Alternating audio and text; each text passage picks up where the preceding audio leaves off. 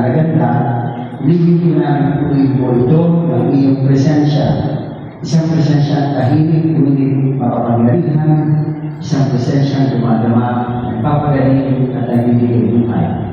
Sa pamamagitan ng Nuestra Señora de las Angustias, pinangawa at alin ng mga nagdadala ng tabi, ina ng mga nagdudusa at nawawala ng lakas, hindi namin ang bawat paglamin bubukuin sa buok na ito ay maging halimuya ng pananampalataya sa asin ng iyong kabal.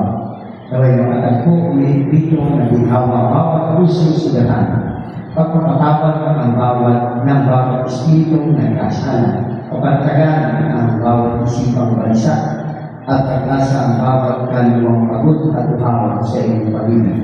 Ngayon tunay na santuario ng lugar na ito, O Diyos, hindi lamang ng kahoy at bato, kundi ng mga pusong nananalig sa iyo. At sa bawat hakbang, kalapit sa alitan ito, naway mapalapit ng kami sa iyong puso. Sa pamamagitan ng Kristo, aming Panginoon. Amen. At pagpalagay ng makapangyarihang Diyos, Ama, Anak, at Espiritu Santo. Amen.